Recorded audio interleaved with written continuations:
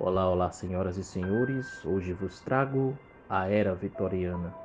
Mas para início de conversa, o que foi essa fase? Foi um período do século XIX, onde a Rainha Vitória ocupou o trono da Inglaterra. Foi um período de bastante prosperidade. A Revolução Industrial estava literalmente a todo vapor. Época da revolução no transporte público, como a construção dos primeiros trens, invenção da fotografia, do selo postal, eletricidade, telégrafo e telefone. Durante a Era Vitoriana, o Reino Unido expandiu suas colônias para a África e a Índia, além do Oriente Médio e regiões da Ásia. A Inglaterra se tornou a nação mais poderosa do mundo e se autodenominou Império Britânico.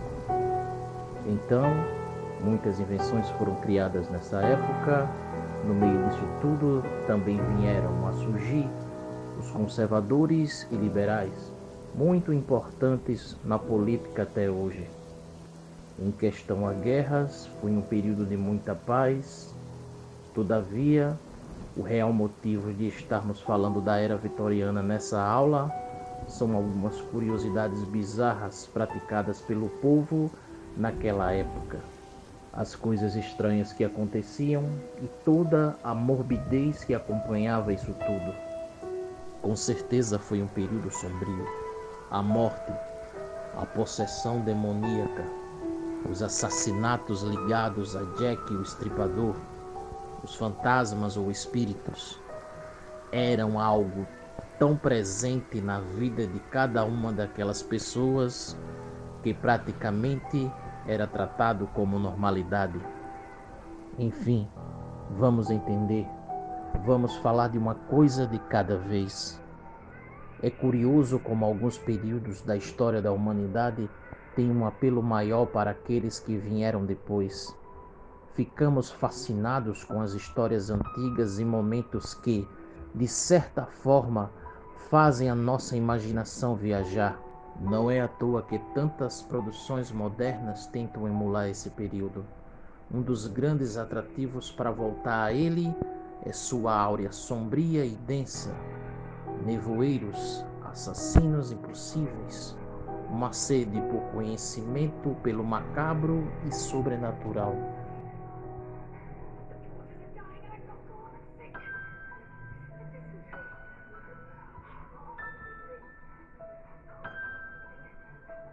Terror é uma sensação de medo muito intensa. O medo define-se como uma perturbação angustiante do espírito devido a um risco real ou imaginário. A partir do momento em que o medo se apodera do controle cerebral e que o indivíduo já não consiga pensar de forma racional, o mesmo está perante a uma situação de terror.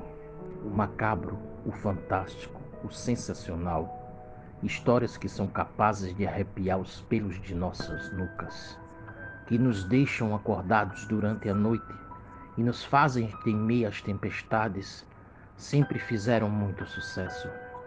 Não somente sua produção artística foi pautada pelo sombrio e pelos mais diversos questionamentos humanos, como também o dia a dia de sua sociedade acabou sendo sugada por essa aura de estranheza, frieza e morte. Mas de onde vem esse sentimento? Por que a sociedade da era vitoriana se sentia atraída pelo macabro? Nesse período eram contadas histórias de terror que serviam como elemento pedagógico para os jovens, para inibir determinados comportamentos que, para os padrões da época, eram considerados inadequados.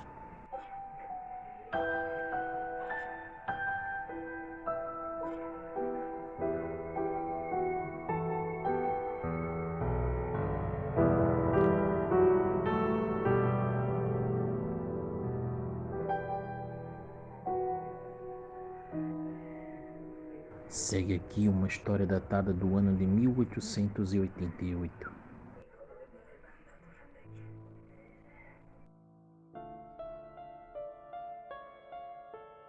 Existe uma antiga lenda que fala sobre crianças mortas que visitam nossa casa durante a madrugada. Essa lenda diz que os espíritos de pessoas que morreram ainda muito jovens buscam, além de brinquedos, doces. Como elas viveram pouco tempo entre os vivos, esses espíritos se acostumam rapidamente com a ideia da morte e conseguem adentrar a casa das pessoas com mais facilidade. Em alguns casos, se na casa em questão morreram crianças, os espíritos começam a aparecer de maneira singela, tentando conquistar uma certa confiança, se aproveitando da inocência das mesmas, tornando-se o que chamamos de amigos imaginários. Há uma espécie de ritual que te ajuda a enxergar se algum espírito infantil anda brincando em sua casa enquanto você dorme. Se você tiver algum brinquedo que foi seu, deixe-o perto da cama e antes de pegar no sono, diga essas palavras de maneira doce, como estivesse falando com a criança viva. Brinca, criança, que morreu, o brinquedo que um dia foi meu, nesta noite será seu. Dizem que na mesma noite você verá uma criança pálida agachada aos pés de sua cama, te encarando, uma roupa com que foi sepultada. Tente não mostrar medo e, caso consiga, empurre o brinquedo em direção a ela. No outro dia, quando você acordar, vai ouvir passos de crianças correndo pela casa como se estivesse brincando, pois ela entendeu que é bem-vinda ali. Porém, atenção! Na noite seguinte, faça um outro ritual, mas dessa vez com essas palavras, ordenando que o espírito vá embora. Deixe um doce sobre a cabeceira de sua cama. Caso você não faça esse segundo ritual e opte por deixá-lo em seu lar, o espírito ficará preso em seu quarto até conseguir o que quer: levar, além do brinquedo, alguém da casa para brincar eternamente com ele.